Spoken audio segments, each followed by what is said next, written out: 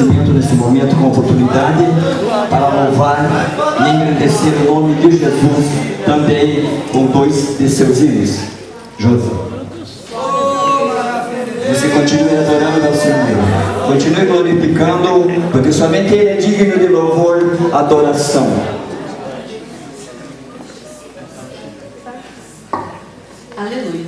Estou feliz por mais uma vez estar aqui com os irmãos. Eu estou me sentindo da casa já. Vou trazer minha carta para ajudar o pastor. Muito bom estar com os irmãos. Vou ficar com saudades.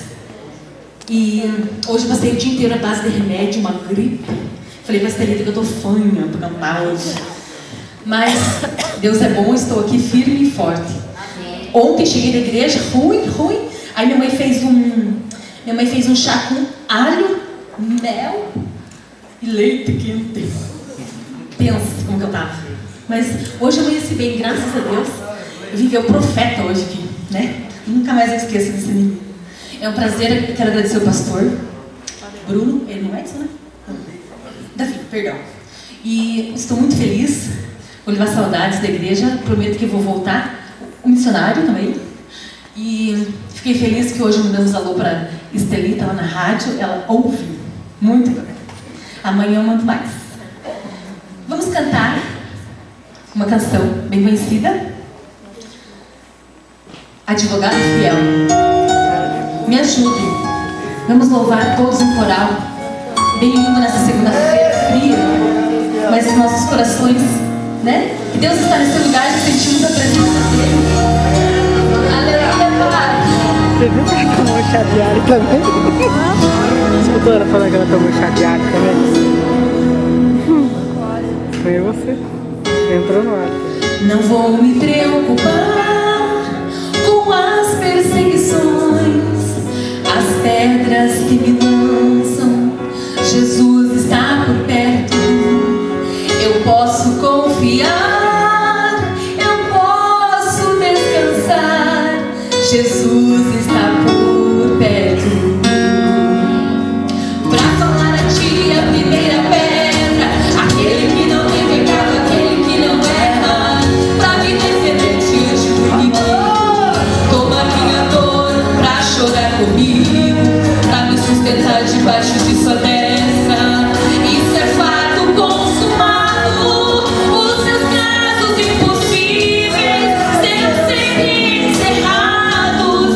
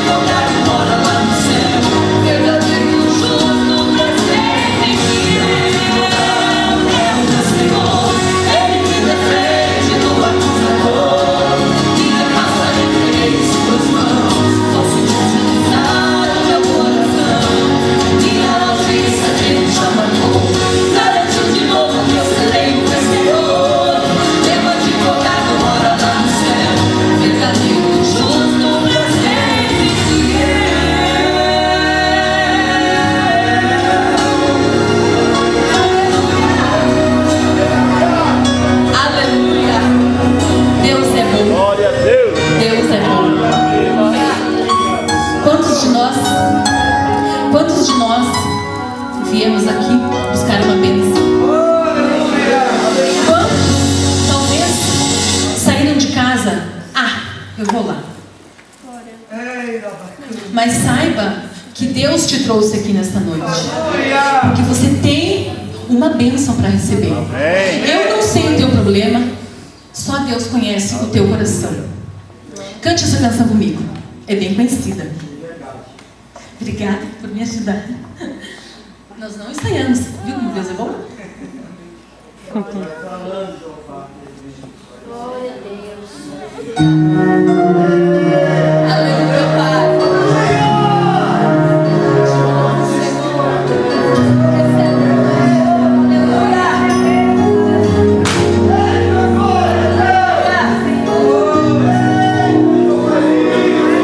Já na alva luz do dia raiar, lá estava a cena que me impressionou. Um anjo preso a Jacó, que por sua bênção lutou e jamais desistiu. Aleluia! Deus poderoso, glória a Deus. Não largava o anjo, ele muito insistiu. Não sairia dali sem sua bênção na mão. De tanto ele insistir, o anjo lhe tocou e abençoado ele foi. Preciso de uma bênção, não vou resistir. Sem ela eu não vou sair daqui. Só saio quando o Senhor me tocar. Não posso mais ficar sem te sentir. Nada vai impedir a unção de Deus sobre mim. Preciso de uma bênção, não vou desistir. Sem ela eu não vou sair daqui. Só saio quando o Senhor me tocar. Não posso mais ficar sem te sentir. Nada vai impedir a unção de Deus sobre mim.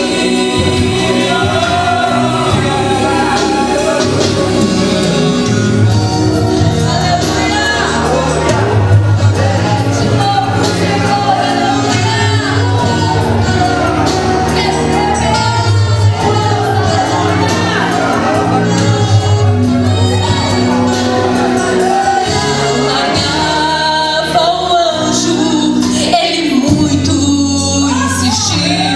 Não sairia dali sem sua bênção na mão.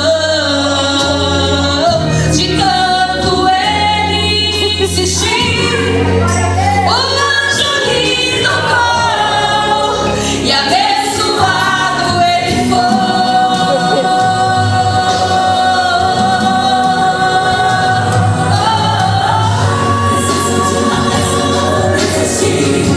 Sem ela eu não vou sair daqui. Só saio quando o Senhor me tocar. Não posso mais ficar sem te sentir. Nada vai impedir a unção de Deus sobre mim. Preciso de uma bênção, não vou desistir. Sem ela eu não vou sair daqui. Só saio quando o Senhor me tocar. Não posso mais ficar sem te sentir. Nada vai impedir a unção de Deus sobre mim. A unção de Deus sobre mim. Vou tirar a cartinha. Aleluia. Desculpa, ela fez carinho desse amor. Bendito seja o nome do Senhor. Você pode louvar e glorificar a Deus por esse Deus maravilhoso, amém? Muito bem, irmãos, nós queremos fazer a apresentação de nossos irmãos que nos dão prazer com sua visita, e hoje nós temos muitos irmãos nos visitando. Quero já começar aqui do púlpito. Pastor Silvio, pastor presidente ali da cidade de Rebouça, a sua esposa, a irmã Laide, se coloque no pé. Está lá esse casal querido, que Deus abençoe a vida de vocês. Eles estão aqui porque o nosso missionário está fazendo missão lá no campo do pastor Silvio, e nós fizemos aí uma permuta, fizemos aí um contrato, um contrato que foi vindo lá do céu, porque nós tínhamos um desejo de enviar uma família missionária no campo. E aí o pastor Silvio e a esposa orando, jejuando, derramando lágrimas, né, irmã Laide? Pelas madrugadas, e deu tudo certo. Está lá 2 anos já fazendo o trabalho de missão. Depois terá a oportunidade, pastor, de trazer uma palavra para todos nós. Deus abençoe. Presbítero Marcelo Moradori, que são amigos de Madice, e são mais ou menos 3 Marcelo que nós conhecemos dentro da Madice. Esse é o Montossi, da Vila Americana, está só. Moradori, está só. Deus abençoe a sua vida. Será o pregador, o nosso irmão Davi. Dá um abraço lá, em nome de toda a congregação. Cantor Eliseu de Oliveira, Deus abençoe a sua vida, a sua esposa. Esses já estão vindo com carta de mudança, viu, José? Esses já estão vindo com carta de mudança, já está tudo certo, graças a Deus. O nosso irmão Bruno, dá um abraço, ele ali, sua esposa, Deus abençoe. Nós também temos aqui o evangelista Amadeus, que é o vice-presidente lá na cidade de Rebouça, que também é missionário na congregação do Marmeleiro. A sua esposa, a irmã Idaliane, acertei. Seja bem-vindo no nosso meio, que Deus abençoe a vida de vocês. Nós também temos grupo de irmãos da Vila Americana com uma orquestra. Eu quero que... O que eu falei? A Americana hoje está na língua. A Guilhermina, grupo de irmãos da Vila Guilhermina, se coloca em pé, por gentileza. Estou vendo o Celito, a irmã Arinete, mais irmãos que estão da Vila Guilhermina. Nós não tivemos nenhuma caravana nos 3 dias aqui, foi todo o povo da casa, mas hoje nós tivemos uma caravana aí da Vila Guilhermina. Que Deus abençoe a vida de vocês. Estamos devendo agora, estamos endividados. Que Deus abençoe vocês, podeis assentar. Nós também temos o nosso missionário, o irmão Patrick, e a sua esposa, a irmã Suzane, mas tem irmãos que não te conhecem, seu filho Felipe, e tem mais uma ovelhinha lá. O Evandro. Que Deus abençoe a vida de vocês. Também tem a família do Patrick, né? Todos os familiares, se coloquem em pé aí. Hoje é uma caravana mesmo. Oh, maravilha. Que Deus abençoe a vida de vocês. Sejam bem-vindos, viu? Também a cantora Josi, que louvou ao nome do Senhor, congrega lá no Bairro Alto e faz parte da Rádio Gospel. Se coloque em pé, amada irmã. Que Deus abençoe e volte mais vezes. Se quiser trazer a carta de mudança, a casa está cheia aqui. Olha, não, mas dá sim. Tem que dar. Nos coloquemos em pé, irmãos, e vamos dar uma saudação de bem-vindo a todos estes irmãos que nos deram o prazer de estar conosco aqui nesta noite. Levanta uma de sua mão e diga, repita-se comigo: sois nome do Senhor. Mas espera aí, vocês já vão ensaiar. Eu esqueci de apresentar a evangelista Manolino, a sua esposa, que Deus abençoe. São do Jardim Esmeralda. Estamos quase também aqui, né? Agora bem forte, irmãos. Sois bem-vindos em nome do Senhor Jesus Cristo. E volte sempre, sempre, sempre. Amém. Pode sair do seu lugar e cumprimentar o seu irmão. Dá um bem-vindo a ele.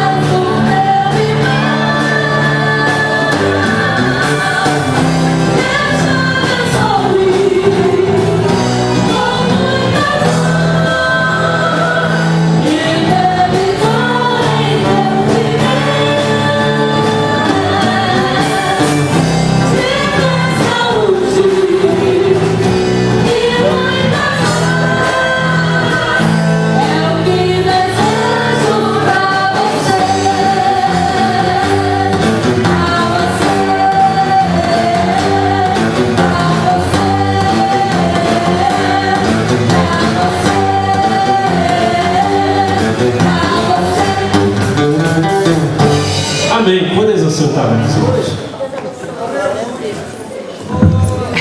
Vai querer levar meu filho hoje pra cá. Tem que falar para mim, olhar para baixo. Fazer uma palavra para vocês. Nós queremos cumprimentar a nossa igreja com a paz do Senhor. Amém.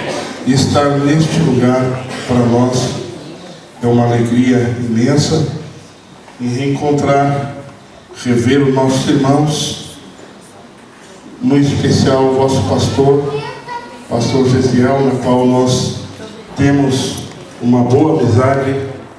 Isso é muito bom, né, Gesiel? E às vezes fico pensando, né, quem sabe de um dia nós trabalhar mais perto um do outro, né? Esse jovem dinâmico, animado na obra do Senhor, e tem na realidade uma simpatia nossa pela nossa família também. E também ele tem isso que já é natural dele, de sempre querer que alguém traga carta de mudança para congregar na sua igreja. E sempre tem dado certo, né? Mas nós louvamos a Deus, irmãos, por estar aqui neste lugar. Não teria como nós não estar aqui, ou dizer que não pudessem estar com vocês hoje nesse trabalho, que é um trabalho do Departamento de Missões. Estamos aqui para atender o convite e considerar também tudo que os irmãos têm feito, essa igreja, o ministério, o pastor, por nós, e o campo de Rebouças, enviando missionário Patrick com a sua família para trabalhar conosco. Quando na época nós ouvia que os irmãos estavam mandando, dispondo o melhor, né, que tinham aqui no sentido do trabalho missionário. E realmente isso tem confirmado, porque o Patrick tem sido uma bênção no campo de Rebouças. Irmãos, a igreja está superlotada, está cheia, os cultos avivados. Estivemos ali com ele alguns dias atrás, um mês atrás, realizando visita na casa dos irmãos ali. É isso que nós fazemos sempre no campo de Rebouças, quando a gente sai com o obreiro local e visita casa por casa. Estivemos ali no São Lourenço. Embora que não foi fácil ali o manto, né, Patrick? Né? Depois ele vai contar a história para vocês, como foi que aconteceu lá, mas foi só bênção. Então, irmão, nós estamos aqui. Claro que nós temos passado também, passemos no final de semana. Ontem tivemos reunião com o nosso presbitério no campo de Rebouças, e uma reunião que foi para nós muito importante, pois foi adequação, renovação do nosso estatuto daquela igreja que já há mais de 30 anos estava sem uma mudança. E ontem a tarde inteira nós debruçado sobre o estatuto, e de forma muito cansado, mas quando nós tivemos conhecimento que o encerramento seria hoje, na segunda-feira, haja visto que não podemos estar com os irmãos aqui no final de semana passada, então nós coloquemos no nosso coração, vamos até o Itamaraty, vamos estar com os irmãos lá, vamos honrar os irmãos, porque os irmãos têm nos honrado. E aqui nós estamos, irmãos, para agradecer em público e dizer que essa igreja, esse ministério tem sido uma bênção para a nossa vida e para o campo de Rebouças. E os irmãos ali, todo o ministério, com certeza está orando por essa igreja. Essa igreja de Itamaraty, que é uma igreja, creio que é abençoada por Deus, porque toda igreja que faz missões é uma igreja abençoada por Deus. E me tocou, irmãos, quando aqui chegava neste lugar. Quando chegava neste lugar, o que me tocou foi quando eu entrava aqui nesse santuário. Eu estava então olhando para a bandeira ali de Portugal, onde nós fomos missionários. Não sei se foi intencional ou faz parte, né, já do trabalho, mas creio que é de Deus. E algo me tocou bem forte, porque eu voltei em algumas lembranças quando eu estava no campo missionário. E isso, para mim, está fazendo um bem muito grande hoje. Volto para a minha casa, para o meu lugar. Volto agradecido, irmãos, por este momento. E com certeza Deus está neste lugar. E nós viemos aqui essa noite para considerar os irmãos. E vim aqui essa noite também, como você, porque eu preciso ouvir Deus falar comigo aqui essa noite. Quantos vieram aqui esperando Deus falar contigo? Parece que é uma pergunta meio sem sentido, porque nós estamos num lugar onde Deus realmente se manifesta e fala. Mas hoje eu preciso que Deus fale comigo. Amém? E olhando para a palavra do Senhor, eu quero chamar a atenção dos irmãos para essa palavra que está registrado, Amós capítulo 7, e versículo de número 11, versículo muito maravilhoso da palavra do Senhor, uma profecia, o Senhor mesmo falando, que diz assim: eis que vem dias, diz o Senhor Jeová, em que enviarei fome sobre a terra, não fome de pão, nem sede de água, mas de ouvir a palavra de Deus. Amém. A fome, meus irmãos, a pobreza, não só no Brasil como no mundo, é algo que, se os governantes tiverem uma orientação de Deus, pode dar fim a essa pobreza e essa fome que existe no mundo inteiro. Mas existe uma fome e uma sede, irmãos, que homem nenhum pode dar jeito, a não ser o próprio Senhor, que é a fome de ouvir a palavra do Senhor, a sede por ouvir a palavra do Senhor. E nós, a igreja do Senhor, nós temos, irmãos, este pão, nós temos essa água para dar gratuitamente. E esse pão e essa água nada mais é do que a palavra do Senhor. Se a igreja do Senhor se mobilizar na face da terra, irmãos, nós vamos ver o impossível acontecendo no meio do povo de Deus.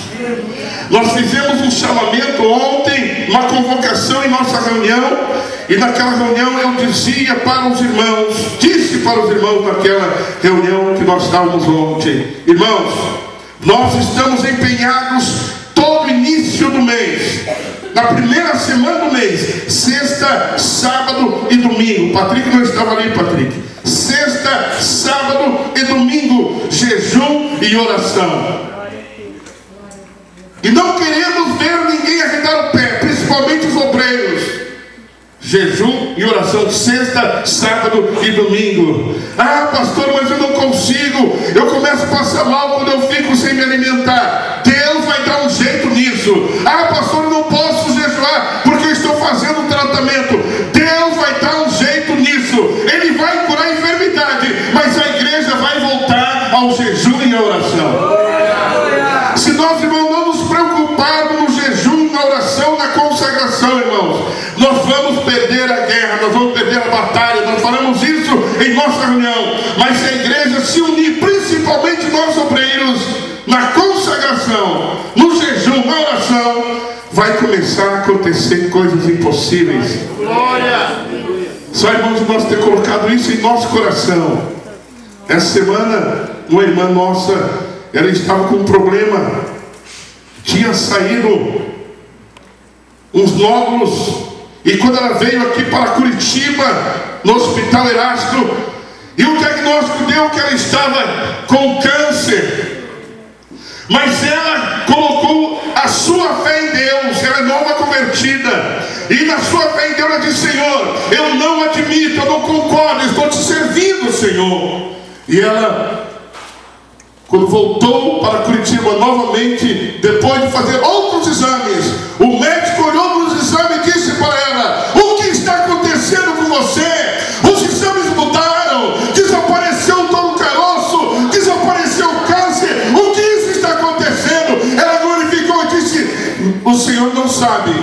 mas o meu Jesus me curou.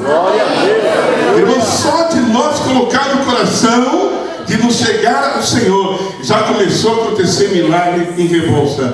Mas será que aqui em Itamaraty é diferente?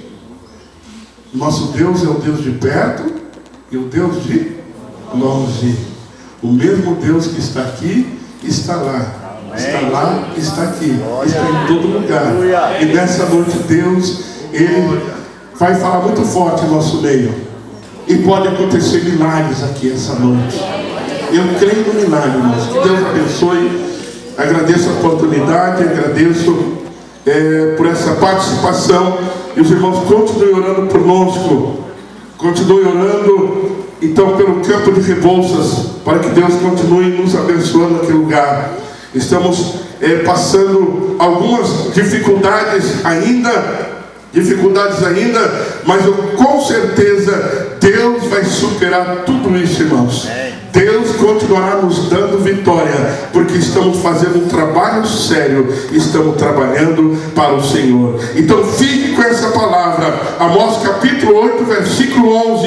Eis que vem dias, diz o Senhor Jeová, em que enviarei fome sobre a terra, não fome de pão, nem sede de água, mas de ouvir a palavra do Senhor. Tudo isso que está acontecendo no mundo, irmãos, hoje é o próprio Deus que está permitindo para as pessoas correr para a igreja, para as pessoas ouvir a palavra do Senhor e aceitar Ele como Salvador da sua alma.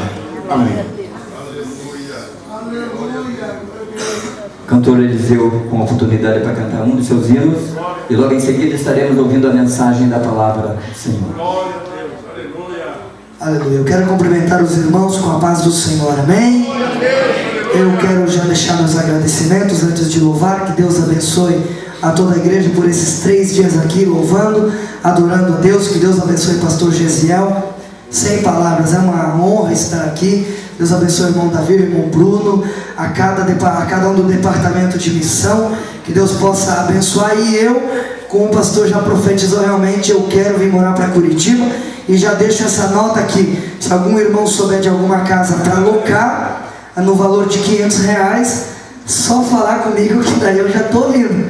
Já estou vindo para cá. Mas avisei o pastor, a gente, como é itinerante, a gente quase não para na igreja, mas nos cultos de ceia, quando tiver culto da semana, a gente vai estar sempre aí. Os irmãos podem dizer amém por isso? Amém. Deus abençoe a cada um. Eu tenho certeza que nessa noite Deus vai fechar com chave de ouro. Deus vai te despertar nessa noite para um chamado diferente. Não um chamado ministerial, mas um chamado sobre missões. Um chamado para arder missões no teu coração. Se você acredita nisso, já comece a adorar a Deus aí aonde você está, que Deus vai impactar o teu coração. O inimigo quer tentar te calar muitas das vezes, de dizer um Jesus te ama para quem precisa, mas nessa noite ele já está derrotado. Deus vai começar a gerar palavras aí no teu coração. Deus vai começar a gerar palavras para você liberar dentro da tua casa, e você vai ver o que Deus vai fazer. Quantos acreditam nisso? Levante a mão para adorar a Ele. Pode soltar, querido. Aleluia! Oh, maravilhoso Deus! Você tem um chamado. Deus não te tirou lá de fora para ficar só sentado aqui, não. Você tem uma palavra para liberar, pelo menos. Deus te capacita, fica tranquilo. Eu não posso, eu não sei. Você não serve um Deus que não sabe nada. Ele é o dono de tudo. Aleluia. Escuta só. Não conhecem a promessa que o Senhor Jesus te fez, mas eu tenho a certeza de que Deus tem um chamado para ti, mas está difícil caminhar, mas eu sei que Ele vai te ajudar. Se acaso você cair, Jesus Cristo vem e vai nos levantar. Sabe por quê?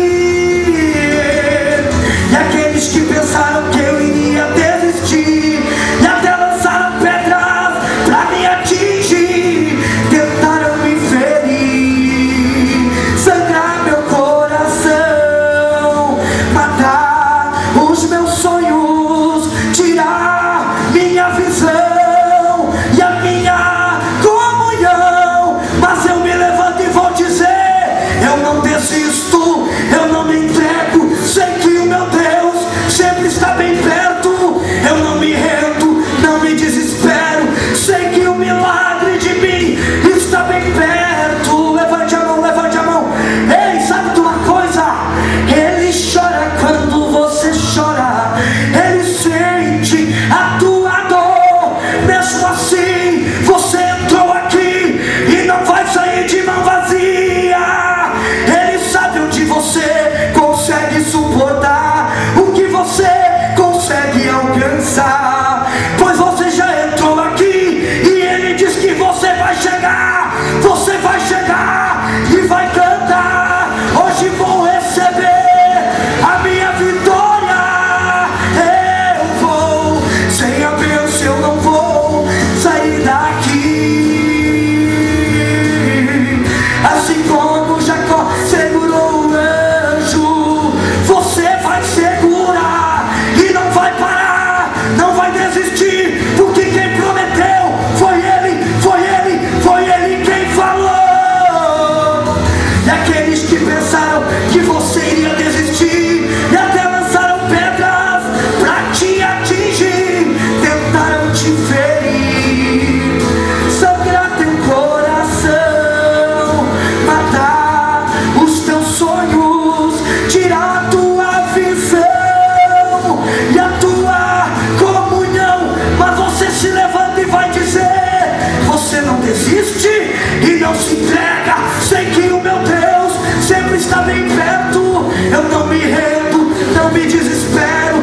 Sei que o milagre de mim, levante a mão quem crê, quem acredita. Recebe o teu milagre, recebe o teu milagre. Eu não apaixonia, é me dar a xandaramandássia. Eu não desisto, eu não me entrego. Sei que o meu Deus sempre está bem perto. Eu não me rendo, não me desespero. Sei que o milagre já está na minha casa e na tua casa já chegou. Você é capaz de acreditar nisso?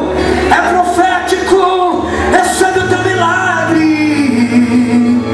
Ele prometeu.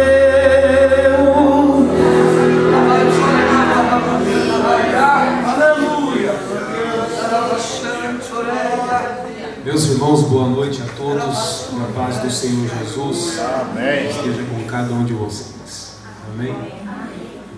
Convido você a se colocar de pé e abrir a sua Bíblia no livro de Ezequiel, no capítulo 36 e o versículo 24. Enquanto você procura, eu quero agradecer a Deus por estar aqui com os irmãos mais uma vez. E hoje, no encerramento do Congresso Missionário, Deus continue abençoando a vida de todos os que estão envolvidos nessa obra missionária de diretoria, ao pastor Gesiel, sua família. Meu desejo é que Deus continue vos abençoando em nome de Jesus. Aos pastores de Rebouças, ao missionário, Rebouças, Deus abençoe todos aqueles que participaram desse evento. Deus abençoe a todos em nome de Jesus. Ezequiel, capítulo 36 e o versículo 24. Diz assim a Bíblia: Tomar-vos-ei de entre as nações e vos congregarei de todos os países. Eu vos trarei para a vossa terra. Então aspergirei água pura sobre vós e ficareis purificados de todas as vossas imundícias e de todos os vossos ídolos vos purificarei. Dar-vos-ei coração novo e porei dentro de vós espírito novo. Tirarei de vós o coração de pedra e vos darei o coração de carne. Porei dentro de vós meu espírito e farei com que andeis nos meus estatutos, guardeis os meus juízos e os observeis. Habtarei na terra que eu dei a vossos pais, vós sereis o meu povo e eu serei vosso Deus. Amém? Os irmãos podem tomar assento. Eu gostaria, nesta oportunidade, de trazer uma palavra a qual Deus colocou no meu coração quando recebi o convite, e eu gostaria de poder compartilhar com os irmãos algo que Deus tem falado comigo, e eu gostaria de falar tomar como base o capítulo 36, dos versículos 24 até o 28, do livro de Ezequiel, apenas para tomar como base para falar sobre as restaurações que existem no livro de Ezequiel. Antes de entrarmos no tema restauração do livro de Ezequiel, é necessário a gente entender o que está acontecendo nesse tempo de Ezequiel. É necessário a gente entender qual eram as circunstâncias em que estava Ezequiel, o povo de Judá, o reino do sul. É necessário nós entendermos o que estava acontecendo naqueles dias, para nós chegarmos até onde o Espírito Santo de Deus nos conduzir nessa noite. Nós sabemos que o reino do norte havia sido destruído, ficando alguns remanescentes, e o reino do sul ainda sobrevivia. E Deus usou uma outra nação, cujo rei era Nabucodonosor, para destruir Jerusalém, o reino do sul. Nós também sabemos que essa destruição, ela não foi apenas do material, do físico, de tijolos, pedra, portões. Essa destruição também ela foi da alma do povo judeu. Nós sabemos que essa destruição aconteceu em pelo menos 3 estágios. Meus irmãos, verem tamanha foi a forma como Nabucodonosor foi contra a cidade de Jerusalém, contra o reinado do sul. Ele não destruiu de uma vez, mas ele foi moendo o povo de Jerusalém psicologicamente aos poucos, porque a destruição ela foi em pelo menos 3 estágios. E a Bíblia diz que o primeiro estágio foi no ano 605 antes de Cristo, quando Jeoaquim conquista, quando Nabucodonosor conquista a Babilônia, ele leva Jeoaquim e algumas pessoas apenas, chave do reino do sul, de Jerusalém, cativas para a Babilônia. E essas pessoas, ou essas algumas pessoas que foram levadas cativas nessa primeira empreitada, nesse primeiro estágio da destruição de Jerusalém, está registrado na Bíblia, que era Daniel e os seus amigos. No segundo estágio dessa destruição, agora no ano 597 a.C., a Bíblia diz que Jeoaquim e Joaquim é que estavam à frente do povo de Jerusalém. Um deles era vassalo do rei Nabucodonosor, estava reinando em Jerusalém a pedido do rei Nabucodonosor, ou seja, era funcionário. E a Bíblia diz que os dois então, eles entram em acordo e decidem se rebeliar contra Nabucodonosor. Quando Nabucodonosor fica sabendo que os dois planejavam uma rebelião, a empreitada agora contra a cidade de Jerusalém, ela dá uma apertada ainda maior. E a Bíblia diz que agora, nesse segundo estágio, Nabucodonosor fez Jerusalém se submeter ainda mais ao seu poderio. E agora ele não leva apenas algumas pessoas para a Babilônia.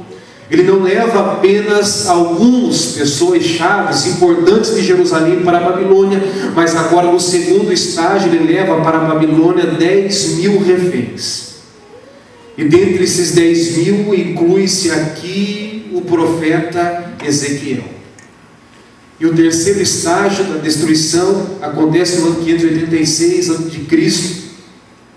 Nabucodonosor invade Jerusalém. Depois de um longo cerco, ele destrói a cidade. O que é interessante é que esse cerco não durou semanas. O cerco que Nabucodonosor fez na cidade de Jerusalém, ele não durou dias, mas durou anos.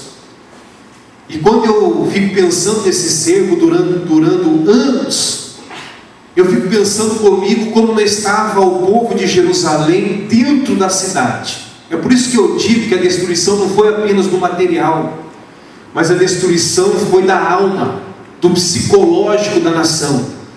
Quando eu fico pensando o povo dentro da cidade de Jerusalém, Jerusalém estava fechada e Nabucodonosor precisava apenas de uma brecha para invadir a cidade de Jerusalém. E a Bíblia diz que quando ele percebe que tinha uma pequena abertura no portão da cidade, ele invade Jerusalém e a destrói. Agora, o cerco de anos, eu fico pensando comigo, fico imaginando, eu numa situação dessa, ou nós numa situação dessa, a cidade de Curitiba numa situação dessa, onde uma outra nação cerca a cidade de Curitiba, onde para o lado de fora da cidade estão armados com tanques de guerra, só esperando chegar a hora H para invadir a cidade. O psicológico, como não estavam as pessoas sem liberdade de ir e vir, vivendo naquele dilema: quando vai acontecer isso? Será que vão invadir? Será que não vão? E a Bíblia diz então que depois desse longo cerco, Jerusalém ela é totalmente destruída. Ezequiel já estava na Babilônia. Quando Ezequiel é levado cativo, Ezequiel era um moço, era um jovem de aproximadamente 25 anos. Ezequiel, assim como Daniel, também não era qualquer pessoa dentro de Jerusalém. Ezequiel não era qualquer um dentro da cidade. Ezequiel também era uma pessoa importante. Por quê? Ezequiel ele vinha de uma família importante dentro de Jerusalém. Ezequiel, a sua família, a sua linhagem era uma família de importância dentro do Reino do Sul. Ezequiel ele é chamado a ser profeta, mas Ezequiel vinha de uma linhagem sacerdotal, uma família importante dentro do reino. E isso está no livro de Ezequiel, no capítulo 1, versículo 3. A Bíblia diz que quando Deus começa a falar com Ezequiel, você já vê no versículo 3 que a Bíblia diz assim, que a mensagem de Deus chega a Ezequiel, filho de Buzi, o sacerdote. Ezequiel não era qualquer pessoa. Ezequiel não era qualquer um. É por isso que quando a gente lê o livro de Ezequiel, você percebe que nesse livro, ao contrário dos outros livros proféticos antes do cativeiro ou durante o cativeiro babilônico no Reino do Sul, você percebe em Ezequiel uma preocupação enorme com o templo. Você percebe uma preocupação de Ezequiel dentro do seu livro, porque ele vinha de uma linhagem sacerdotal, e o sacerdote ele foi feito para ministrar dentro do templo. Então você percebe uma preocupação muito grande de Ezequiel com o templo, e principalmente com a glória de Deus dentro do santuário. Existe uma preocupação no livro. Se você continua lendo o livro, você percebe que no capítulo 11, Ezequiel ele vê a glória de Deus saindo, indo embora do templo.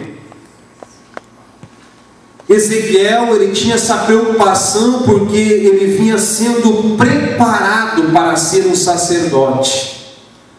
Na mente de Ezequiel, no seu coração, quem sabe o seu desejo não era ser profeta, porque o seu pai era sacerdote, desde menino está lá Buzi, ensinando o filho Ezequiel a trabalhar no templo, a exercer as funções no templo, desde criança sendo preparado para ser um sacerdote. Isso era o que Ezequiel queria. Isso era o que ele desejava. Isso era o que ele achava, qual era o propósito, o seu chamado era ser um sacerdote. Mas Ezequiel começa a ver essa vontade, esse desejo, quem sabe esse sonho, escorregando por entre os dedos das mãos, quando ele vai cativo para a Babilônia. Porque Ezequiel começa a perceber que seria impossível para ele exercer este ministério chamado sacerdotal, porque ele está longe de Jerusalém. Sacerdote sem templo não é sacerdote. Missionário sem campo não é missionário. Ezequiel começa a perceber que isso seria quase que impossível ele exercer o seu ministério, porque ele estava a 1.100 quilômetros aproximadamente longe de Jerusalém. Se ele está longe de Jerusalém, ele está longe do templo. Se ele está longe de Jerusalém, ele está longe da arca. Se ele está longe de Jerusalém, ele está longe do Santo dos Santos. Se ele está longe de Jerusalém, ele está longe das vestes sacerdotais. Jesus. Ezequiel vinha sendo preparado, a sua cabeça estava sendo moldada para ser um sacerdote. E o que é interessante é que, com a mesma idade em que Ezequiel deveria exercer, ou começar a exercer o ministério sacerdotal, segundo a lei judaica, com a mesma idade que ele deveria exercer o ministério sacerdotal, ou seja, trabalhar no serviço do templo como sacerdote, com 30 anos de idade, Deus faz uma reviravolta na chamada de Ezequiel. Deus faz uma reviravolta no chamado de Ezequiel. Deus muda o cenário do chamado de Ezequiel. E a Bíblia diz que Deus não só o chama, mas agora Deus o capacita para ser um profeta de Deus. Amém, Jesus. Aleluia. O que eu acho interessante, permita-me dizer em nome de Jesus, com todo respeito aos obreiros que estão aqui, na minha retaguarda da igreja, mas permitam-me dizer em nome de Jesus, o chamado de Ezequiel, assim como o chamado de uma pessoa para fazer missões, uma pessoa que é chamada com esse objetivo, uma pessoa que é chamada com esse propósito, assim como o chamado de Ezequiel, ele não é como alguns chamados que nós estamos vendo por aí, meu irmão. Chamados comprados, chamados barganhados, chamados trocados, mas o chamado de Ezequiel, assim como o chamado de uma pessoa que é chamada para ser missionária, ela é um chamado muito especial. Amém. É um chamado forte, é uma chamada forte. Por que é um chamado especial, irmão Marcelo?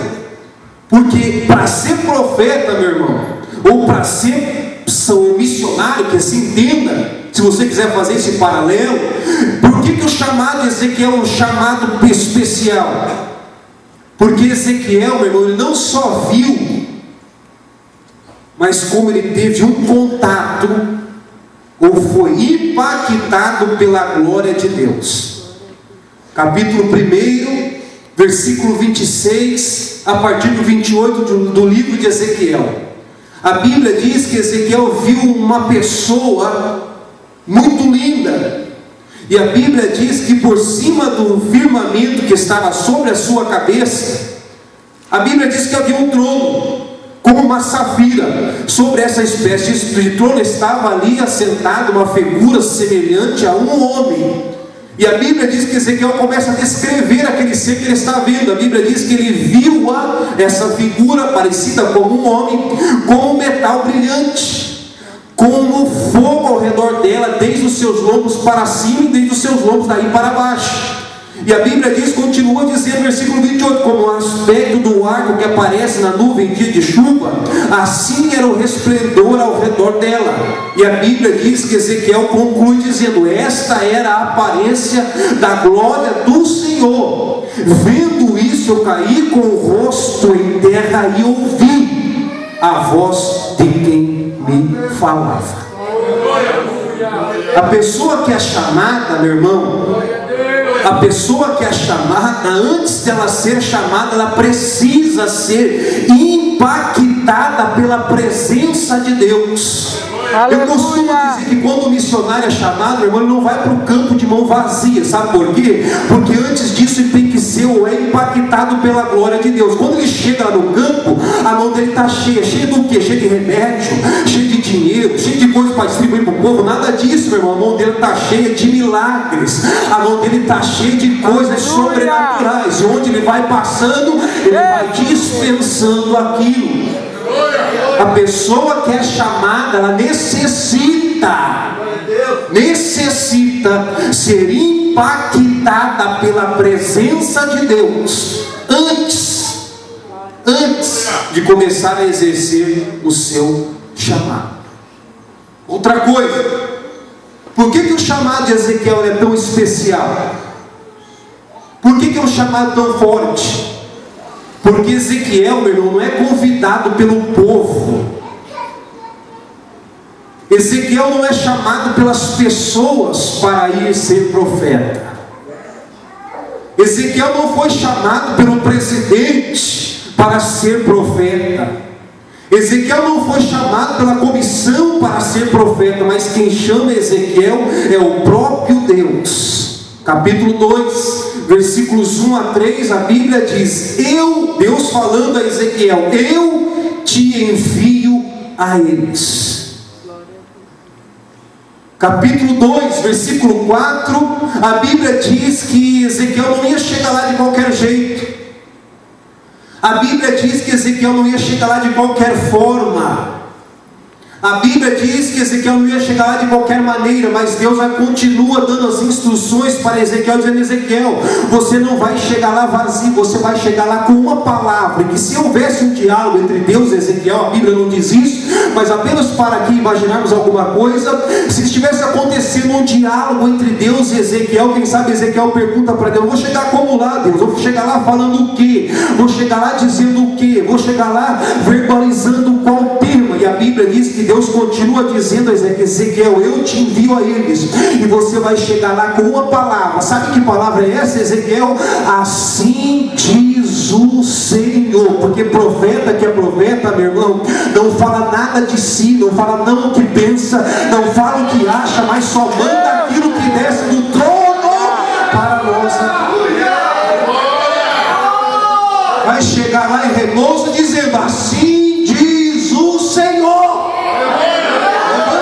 Levanta a mãozinha aí, levanta a tua mãozinha, em nome do Senhor Jesus. Glória a Deus. Que interessante, embora Ezequiel, pela história da sua família, nós imaginamos que já havia sido preparado, mas junto com o chamado veio a capacitação. E eu não vejo Ezequiel ficando 4 anos numa sala de aula aprendendo teologia. Não sou nada contra isso, inclusive já estudei. Mas eu não vejo acontecendo isso com Ezequiel. Porque quando Deus chama, meu irmão, Deus na hora. Deus na hora. Quando Deus chamou, está chamado, esqueça, meu irmão. É sem cultura. Vejam o que foi que Deus fez com Pedro, quando chama, quando ele cura o paralítico, levanta e anda. As pessoas ficaram admirados com a forma como que eles falavam, porque eles sabiam que antes eles eram pessoas incultas, não tinham sabedoria, não tinham conhecimento, pesado em palavra. Mas quando Deus chamou, meu irmão, quando Deus chama, não interessa, Deus coloca dentro de você até aquilo que você não tem, e você começa a ser utilizado por Deus. Ezequiel foi chamado por Deus. Deus disse: Ezequiel, vou fazer um cursinho contigo agora. 2 coisas vou te dar para você começar o teu ministério, vou te capacitar. E a primeira delas, Ezequiel, eu quero que você saiba de uma coisa. Capítulo 2, versículo 2: todo aquele que é chamado não pode sair para fora, não pode ir para fora profetizar, fazer missões, pregar, cantar, louvar, sem antes ser impactado pelo meu Espírito. Capítulo 2, versículo 2, a Bíblia diz, Ezequiel falando: e entrou em mim o Espírito. Ou seja, meu irmão, você não vai vazio, você não vai seco, mas vai derramando azeite por aí, e as pessoas vão sendo cheias da glória do Senhor. E tem outra coisa, Ezequiel, sabe agora, tudo aquilo que você não sabe da lei, eu vou te dar um cursinho agora, é rapidinho, Ezequiel, vai ser como uma refeição, você vai estar se alimentando, Ezequiel. Então a Bíblia diz, capítulo 2, versículo 8, até o capítulo 3, versículo 3, que de repente aparece uma mão na frente de Ezequiel: abre a boca dele, Ezequiel, abre essa boca aí, e como que eu vou te dar agora? E Ezequiel foi comendo, comendo, comendo, comendo, comendo, e no versículo 3 do capítulo 3, Ezequiel disse: mas que coisa boa! Oh, aleluia! É a fome da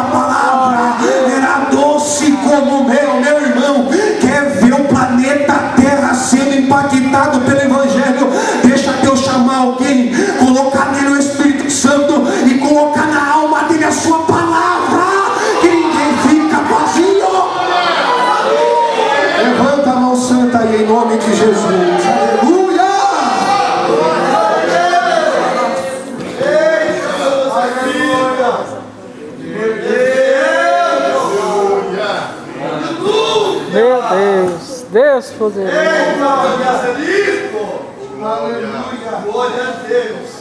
E por que o chamado é tão especial como esse?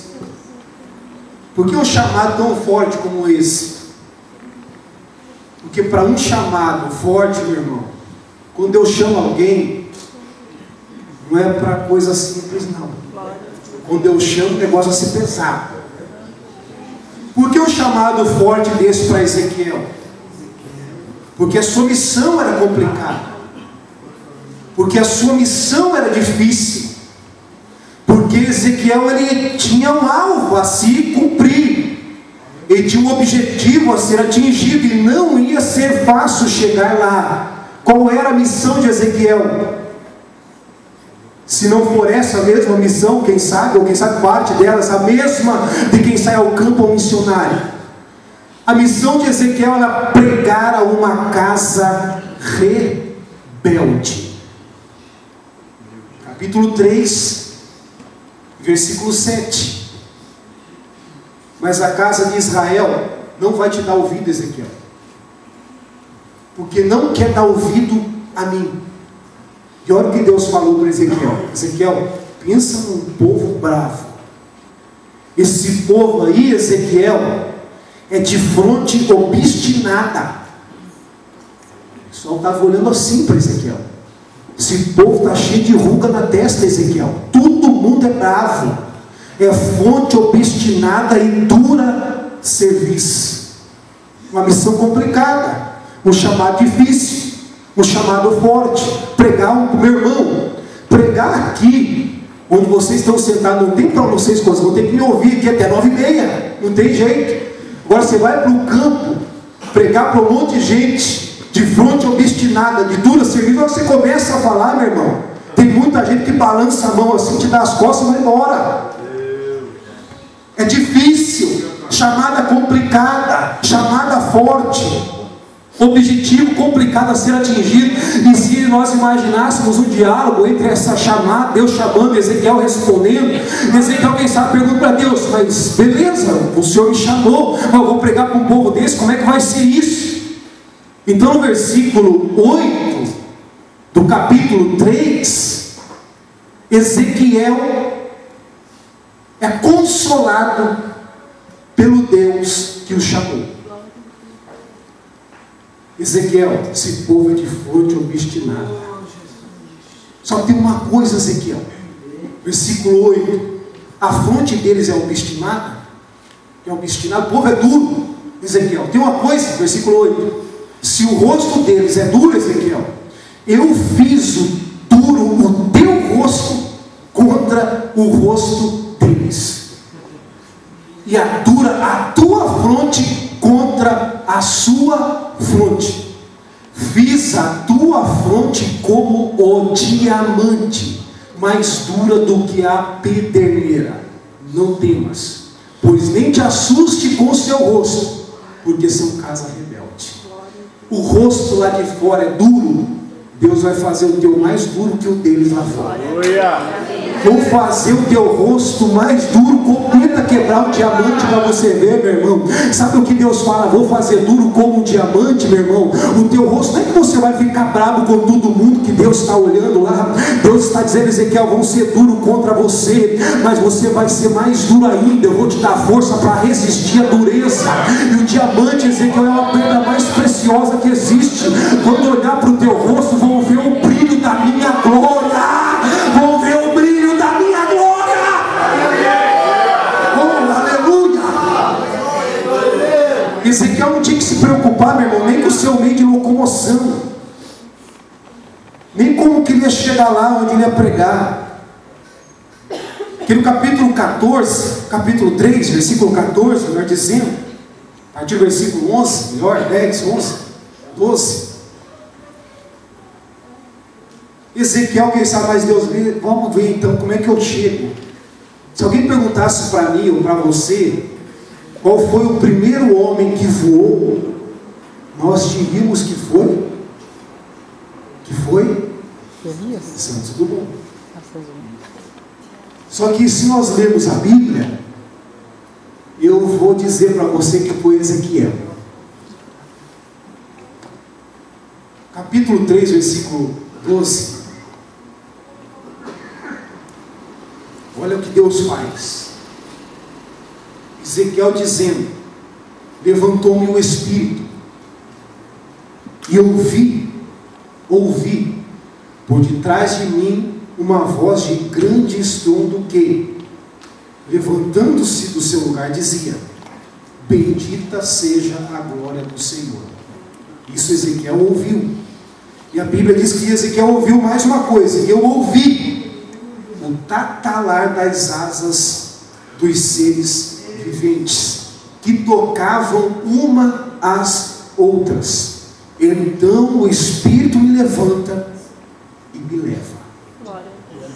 Foi ou não foi o primeiro homem que voou? Meu irmão, sabe o que Deus está dizendo aqui nessa noite? Não se preocupe a forma como vai ser as coisas. Não se preocupe como você vai fazer. Não se preocupe como você vai chegar. Não se preocupe como você vai falar. Não se preocupe o que você vai encontrar. Deus vai agir sobrenaturalmente na tua vida. E se Ele quiser, meu irmão, vai fazer a mesma coisa. Vai mandar vir anjo lá de cima. Você vai só ouvir o barulho da asa batendo uma na outra, pegando você daqui e levando você para lá. Meu Deus. Ezequiel, ele ministra durante os mais terríveis dias da história do povo de Judá. Quando nós lemos o livro de Ezequiel, nós percebemos que Ezequiel ele faz paralelos com as suas mensagens. Ezequiel, por exemplo, traz uma mensagem de horror, mas ao mesmo tempo ele traz uma mensagem de esperança.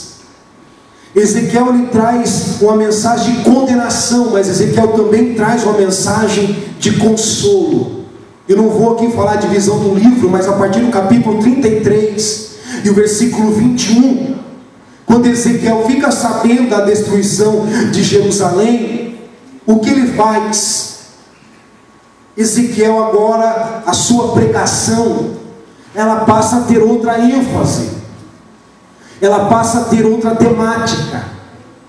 Ela passa a falar sobre outra coisa. Ela começa agora a falar sobre restauração e misericórdia futura.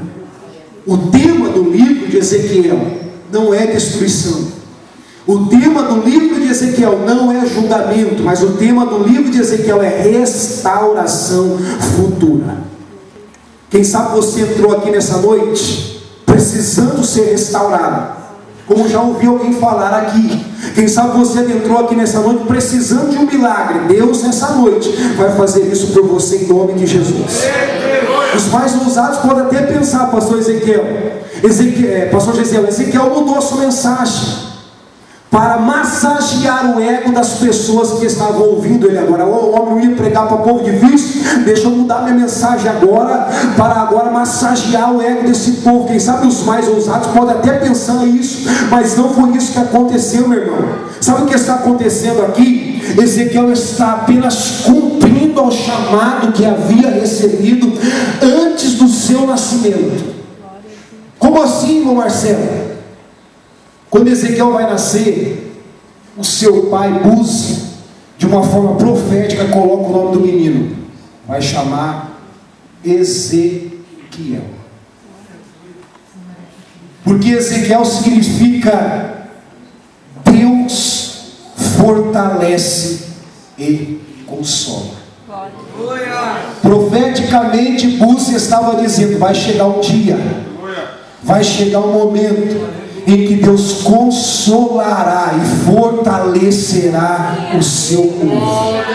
Meu irmão, eu não vou me atrever aqui nessa noite a dizer que está se cumprindo uma profecia aqui, mas eu vou dizer o que o Espírito Santo de Deus fez eu escrever aqui nessa folha. Eu não vou me atrever a dizer que está sendo cumprida uma profecia, mas nessa noite eu vou afirmar que Deus já havia, assim como já havia preparado Ezequiel, Deus nessa noite já havia preparado ela para fortalecer fortalecer os fracos, para levantar os caídos, para dar ânimo ao que está abatido. E se você acredita nisso, levanta a mãozinha santa para glorificar o nome do Senhor Jesus. A partir do capítulo 32, melhor dizendo, Ezequiel deixa de lado o julgamento e começa a falar agora sobre restauração. E a primeira coisa que eu vejo Deus restaurando no livro de Ezequiel é o que está escrito no texto que nós lemos, 36, a partir do versículo 26. Eu vejo Deus restaurando o coração. E esse texto é muito enigmático: coração de pedra e coração de carne. Isso tem muitas vertentes. Por exemplo, rebeldia. O povo não ouvia mais a palavra de Deus, o povo não observava mais. Então quando Deus diz, vou tirar a pedra e vou pôr carne, Deus estava dizendo, esse povo vai passar a me ouvir agora, esse povo vai passar a guardar minha palavra agora. O significado pedra e carne significa o desprezo pelas práticas que não agradavam a Deus.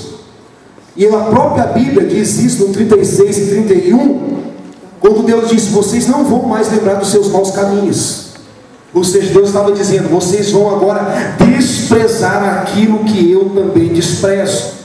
Quando eu digo pedra e carne, eu digo de santidade. Quando Deus diz, vou tirar a pedra, vou pôr carne, Deus está dizendo, vou tirar tudo aquilo que não presta e vou colocar a santidade no meio do meu povo.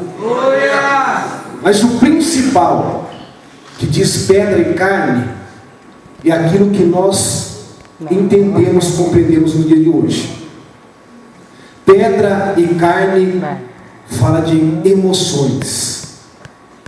Pedra e carne fala de sentimentos. Lembra que eu disse aqui no início que a destruição não era só no material, mas a destruição estava aqui dentro da alma. São 70 anos cativo. São 70 anos filhos separados de pais, pais separados de filhos. Se no capítulo 37 existe uma palavra muito linda, que os israelitas dizem, pereceu a nossa esperança. Pedra e carne está falando de sentimento. Imagine como eles não estavam emocionalmente. E o que é mais interessante aqui é que não tem iniciativa do ser humano, não partiu deles. Você não vê aquilo que nós costumamos falar, e isso não é errado, dizer que o homem tem que dar um passo, daí Deus agir. O que acontece aqui, meu irmão, o homem não faz nada. Deus simplesmente diz, vou fazer e acabou. Vou restaurar e está acabado. Não quero ver o meu povo mais sofrendo, vou fazer tudo de novo. Meu irmão, nessa noite Deus me manda dizer, Ele vai fazer na sua vida e está acabado. Ele vai fazer e já está decretado. Nessa noite Deus vai começar a restaurar. E isso vai começar pelo teu sentimento, pelas tuas emoções. Você acredita nisso? Levanta a mãozinha séria em nome de Jesus. Levanta a tua mãozinha em nome de Jesus. Só um minutinho só, eu já vou encerrar. Só um minutinho com a sua mão levantada assim para a glória de Deus. Deus nessa noite, meu irmão, me manda dizer, Ele vai fazer e ninguém vai impedir. Ele vai restaurar e ninguém vai permanecer na sua frente. Porque agindo Deus, quem impedirá? Deus vai fazer e acabou, meu irmão. Deus vai fazer por você, pela tua casa, pela tua família. Assim diz o Senhor nessa noite.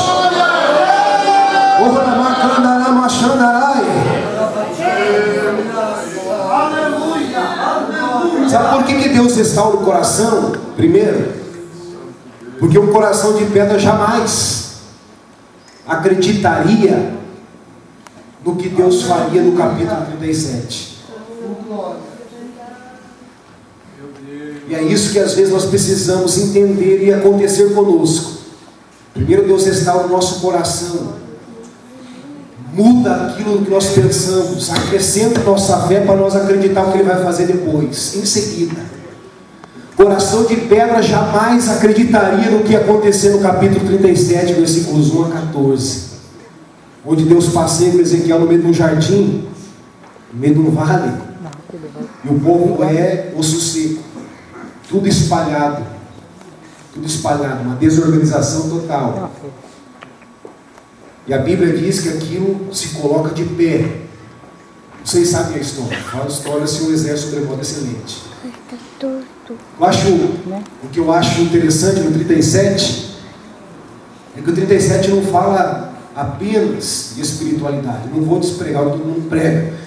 Ele não fala apenas de espiritualidade, mas o 37 fala mais do que isso. O 37 fala de esperança. O povo diz: pereceu a nossa esperança. Deus estava falando. E o povo então é restaurado, e o povo se coloca de pé, o exército sobremodo excelente.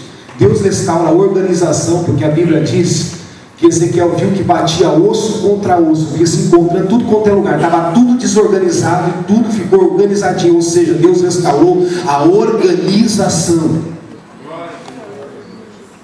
Mas o que eu acho interessante aqui é o diálogo entre Deus e Ezequiel. O que você está vendo, Ezequiel? Estou vendo aí um monte de ossos secos. Porque o homem, ele vê aquilo que o olho humano enxerga. Deus não estava vendo um vale de ossos secos. Deus não. Ezequiel sim.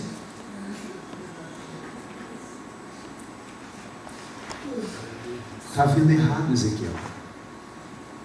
Está vendo? Existe mesmo um vale de ossos secos aí, mas você enxerga apenas o que o teu olho alcança.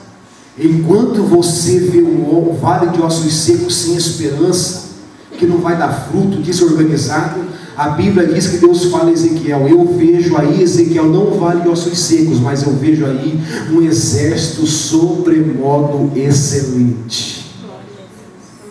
Meu irmão, os obreiros, os missionários que estão aqui, às vezes quando a gente chega no campo, não é isso que você enxerga, não é isso que enxergamos. Um lugar sem esperança, um lugar que não tem jeito, um lugar que não tem saída. Eu vejo um monte de ossos secos, mas eu vou dizer em nome do Senhor Jesus: Deus vai fazer pastor de Rebouças e os obreiros que estão aqui nessa noite olhar além disso. Deus vai mostrar a vocês, não um lugar que não tem esperança, mas Deus vai mostrar para vocês um local organizado, decente, com pessoas de pé, como um exército vencedor, marchando por aquela cidade, fazendo a obra do Senhor Deus, para a glória do Pai. Eu vou encerrar dizendo duas coisas. Mais que Deus restaura. Deus restaura a unidade. Ô meu irmão, como nós precisamos disso nos nossos dias. 37:15. Porque Deus faz uma coisa meio doida assim com Ezequiel. Ezequiel pega 2 pedaços de madeira. Pega 2 pedaços de madeira, Ezequiel. Num desses pedaços, você vai escrever o seguinte: para Judá e para os filhos de Israel, seus companheiros. Você vai pegar um outro pedaço de madeira, Ezequiel, vai escrever o seguinte: para José, pedaço de madeira de Efraim, para toda a casa de Israel, seus companheiros. Você vai fazer o seguinte, Ezequiel: você vai pegar esses 2 pedaços, depois que você escrever, você vai sair andando pelas ruas aqui, você vai sair andando por esse local aqui, vai levantar os 2 bem alto e vai juntá-los. Quando alguém perguntar para vocês: Ezequiel, o que é isso? O que você está fazendo? Você vai responder o seguinte, Ezequiel: nunca mais. Olha o que Deus estava falando: nunca mais. Nunca mais serão 2 nações. Não haverá mais divisão, Ezequiel, entre vocês. Eu vou restaurar, Ezequiel, a unidade, a união dentro do meu povo. E como nós precisamos disso nos nossos dias. Precisamos de pessoas, pastor Ezequiel, que tem essa ousadia, sair com 2 pedaços no meio da rua, juntar tudo. O que é isso? Deus está restaurando a unidade dentro do nosso ministério. Deus está restaurando a unidade dentro das nossas igrejas. Sabe sabe o que acontece depois, meus irmãos? Pode ver que é tudo gradativo, uma coisa de cada vez. Sabe qual é uma das últimas, uma última coisa que Deus ele restaura no livro de Ezequiel, capítulo 43, versículo 7. Deus lhe restaura o culto. Como ele faz isso? Sendo o primeiro no culto, tomando a primazia no templo. 43, versículo 7. Filho do homem, falando para Ezequiel: este é o lugar do meu trono. É Deus restaurando o culto, tomando a primazia dentro da igreja. Quem brilha aqui é Ele. Quem faz aqui é Ele. Quem age aqui é Ele. Ezequiel, a partir de agora, estava todo mundo fazendo, e agora vai ser todo mundo de lá, e agora sim eu vou começar a fazer. Estava todo mundo sentado lá no meu trono, não deixava eu fazer, não queria que eu fizesse, mas eu vou começar a restaurar. E eu volto a dizer, isso não foi iniciativa do homem, é o próprio Deus dizendo, e Ele me manda dizer aqui nessa noite, é isso que Ele vai começar a fazer por aí, meu irmão. Vai começar a tomar primazia, vão começar a sair para dar espaço para Ele ser o primeiro. Deus Santo e Poderoso. Sabe qual é a última coisa que Deus restaura? Restaura o culto. Como? Tomando a primazia dentro dele e trazendo de volta a sua glória para dentro do templo. Até tinha culto, mas não tinha Deus e nem glória. Até tinha levitas, mas não tinha Deus e nem glória. Até tinha sacerdotes, mas não tinha Deus e não tinha glória. Até tinha pregadores, mas não tinha Deus e não tinha glória. Capítulo 11, Ezequiel vê a glória indo embora. No capítulo 43, Ezequiel vê a glória voltando para dentro do templo. E é uma das passagens mais lindas da Bíblia. Porque a Bíblia diz que alguém pega Ezequiel e leva ele para a porta que olha para o Oriente. Sabe o que é isso? A mesma porta de onde ela saiu, a mesma porta ela voltou. E a Bíblia diz que essa ser pega Ezequiel, leva ele até lá. E Ezequiel ouviu um barulho como de muitas águas, e a terra resplandeceu por causa da sua glória. E Ezequiel, a Bíblia diz que esse ser pega Ezequiel de novo, leva ele para o outro lado do templo. E Ezequiel olhou para trás, e a Bíblia diz que ele viu que a glória do Deus de Israel estava chegando. E a Bíblia diz que quando ele vê aquilo, o ser pega e leva ele de volta. E a Bíblia diz que ele cai com o rosto em terra, porque ninguém suporta a presença de Deus em toda a sua plenitude. A Bíblia diz que ele cai com o rosto em terra. Ele só percebe, ele sente que a glória do Deus de Israel passa por ele, por essa porta do templo. A glória de Deus passa. Mas Ezequiel era um homem chamado por Deus, era um homem ousado. Ele resolveu dar uma olhadinha para ver o que estava acontecendo, e ele escreveu uma das passagens mais lindas da Bíblia, quando ele disse que ele viu que estava sendo cheio o templo da glória do Senhor. Meu irmão, a glória de Deus vai voltar, encher as nossas igrejas para a glória de Deus. Eu gostaria que vocês se colocassem em pé em nome de Jesus. Bendito é o nome do Senhor Jesus. Aleluia. Glória seja dada ao nome do Senhor Deus. Eu gostaria de orar por você nessa noite. Eu gostaria de interceder pela sua vida. Eu gostaria de orar por você. Eu gostaria que você levantasse a sua mão agora, e nós vamos orar em nome do Senhor Jesus. Você que quer ver as coisas de Deus acontecendo dentro dos nossos santuários. Você que quer ver a glória de Deus invadindo as nossas igrejas. Você que quer ver Deus tomando a primazia no culto. Você que tem um chamado da parte de Deus. Saiba de uma coisa, meu, quem sabe tudo está caminhando contra o teu chamado. Fica tranquilo, porque é Deus que está no comando. Deus tinha um chamado a Ezequiel e estava tudo contra o chamado que Deus havia feito a ele. Mas chegou lá na frente e Deus disse: Ezequiel, não é o que você está pensando, Ezequiel, porque o meu caminho não é o teu caminho, o meu pensamento não é o teu pensamento, e o meu pensamento é maior que o teu, é melhor que o teu, é para o teu bem, é para o bem da tua casa, é para o bem da tua família. Deus nessa noite, meu irmão, está carimbando esse dia como o dia em que Deus te chama para a obra, como o dia que Deus te capacita para esse ministério, para a honra e glória do nome do Senhor Jesus. Eu gostaria que você levantasse a sua mão assim bem alto nessa noite, porque eu quero que você sinta a presença de Deus aqui neste santuário, a glória de Deus invadindo o templo, a glória de Deus invadindo a sua casa, a glória de Deus invadindo a sua vida, a glória de Deus invadindo a sua família, a glória de Deus invadindo o teu coração. Seja sarado nessa noite. Deus restaura sentimentos, Deus restaura emoções, Deus restaura vidas aqui nessa noite, para que o teu nome seja glorificado, Pai. Nós te louvamos, ó Pai, nessa noite, por tudo aquilo que o Senhor está fazendo, por tudo aquilo que o Senhor fez nesses dias. Ó meu Deus e eterno Pai, que o Senhor venha abençoar aqui as pessoas que estão lá na cidade de Rebouça. Eles não vão voltar lá, Pai Celestial, com a mão vazia, porque missionário vive com a mão cheia de milagre, missionário vive com a mão cheia de bênção.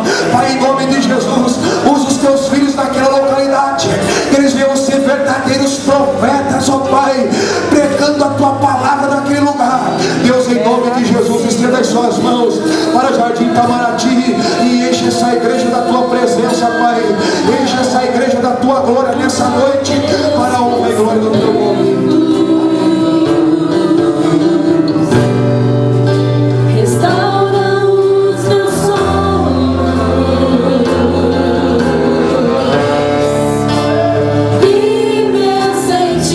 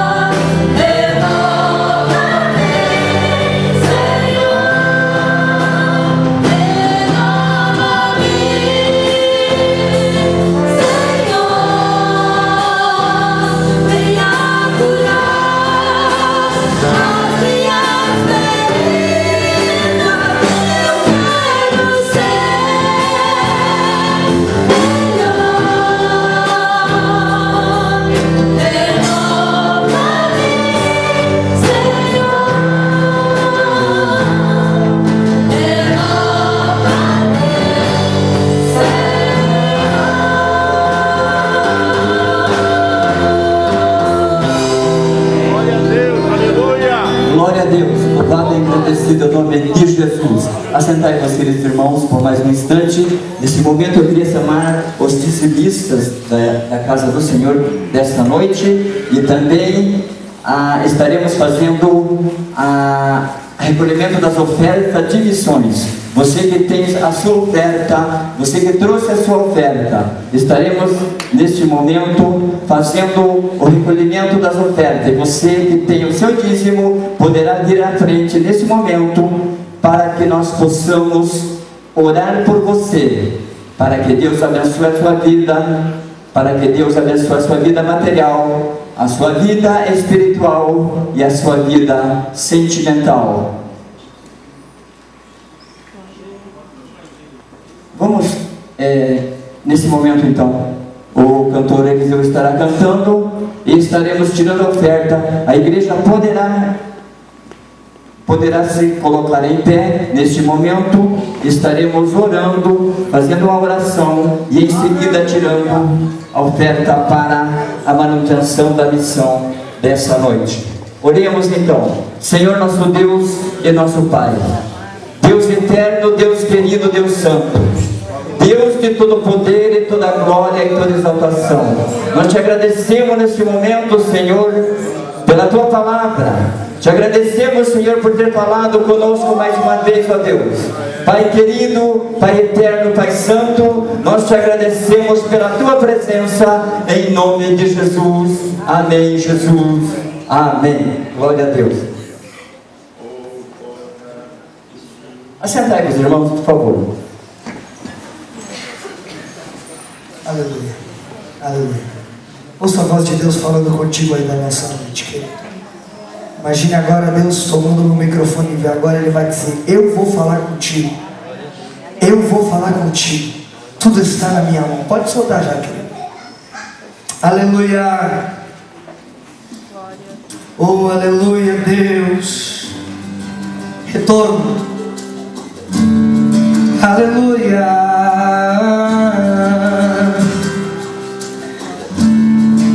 Escuta só. Invoca-me e te responderei. Confia, descansa o teu coração, porque eu bem sei o que penso de ti. Espera e te darei o melhor nas ondas tão bravas do mar. Sossega a tua alma. Eu sou o Senhor que te cura, Jeová Rafa, o teu Deus, que cuida de ti e nunca te abandonarei. Põe a tua fé em meu nome e faz uma prova de mim. A tua oração eu já recebi e te responderei com poder. Levante a tua mão. Enquanto você cuida das coisas de Deus, Ele cuida das tuas coisas. Invoca-me e te responderei. Confia, descansa o teu coração, porque eu bem sei o que penso de ti. Espera, e lá na frente eu vou te dar o melhor nas ondas tão bravas do mar. Espera, confia, sossega. Sabe por quê? Eu sou o Senhor que te cura. Recebe a cura, Jeová Rafa, o teu Deus.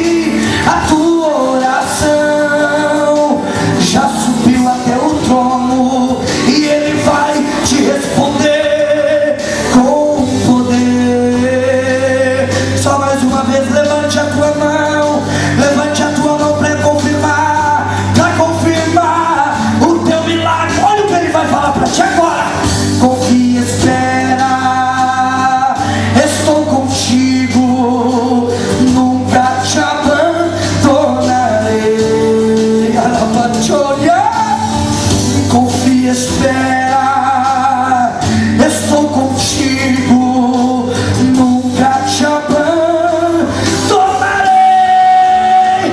Confia, confia, espera, estou contigo. Se eu prometi, eu vou cumprir, eu vou cumprir.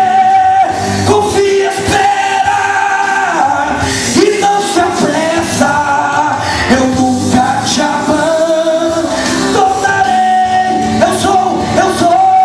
Eu sou o Senhor que entra na tua casa e te cura. Jeová Rafa, o teu Deus, que cuida de ti. E jamais eu vou te abandonar, eu nunca vou te abandonar. Põe a tua fé em meu nome e faz uma prova de mim. Ainda nessa semana a tua oração, nessa noite eu já recebi, e não vai ficar a semana, eu vou te responder com poder, e te responderei com poder. Se você crê nisso, levante a tua mão, ele vai te responder. Adore a ele. Graças a Deus. Amados irmãos, nós queremos agradecer de todo o coração pela vida de todos os irmãos que estiveram cooperando conosco, o pastor Silvio, o evangelista Amadeus, todas as suas famílias, o dízimo Marcelo que trouxe a ministração da palavra de Deus. Nós queremos também agradecer a cantora Josi, também cantor Eliseu, que Deus abençoe grandemente a orquestra, a cooperação, a Vila Guilhermina, que Deus continue vos abençoando cada vez mais. Nós vamos fazer aqui um aviso. O coral Manancial terá ensaio amanhã, então as irmãs do Círculo de Oração estejam amanhã aqui à noite para um grande ensaio. A irmã Cecília está pedindo oração pelo seu pai, o nosso irmão Carlitos. Ele está internado e ele passou por alguns exames, e os exames que ele fez apareceu um tumor no pâncreas, irmãos. E os médicos pensam em fazer uma cirurgia, mas por se tratar de um local muito perigoso, eles estão preocupados com relação a isso. Mas nós cremos, né, irmãos, que nós orando a Deus, Deus pode fazer um grande milagre. Vamos orar em favor do nosso irmão Carlos, a irmã Marta Krainski, para que Deus entre com a providência divina. Nos coloquemos em pé, irmãos, continuemos em oração em favor da família, nosso irmão Antônio Bispo, para que o Senhor também nos abençoe e dê a sua graça, a sua força. Vamos orar a Deus. Eu quero pedir ao evangelista Nino para fazer esta oração aqui por nós.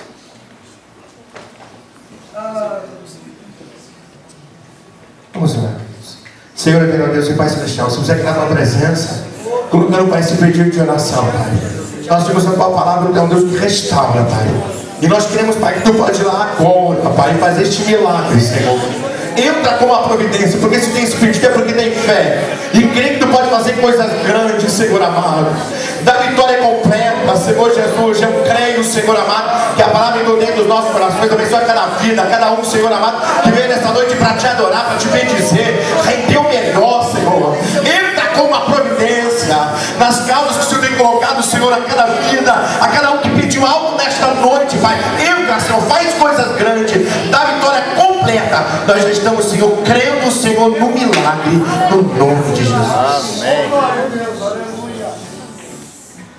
Que a graça de nosso Senhor Jesus Cristo, o amor de Deus e a comunhão do Espírito Santo esteja com todos, e todos juntos dizemos amém. A paz do Senhor.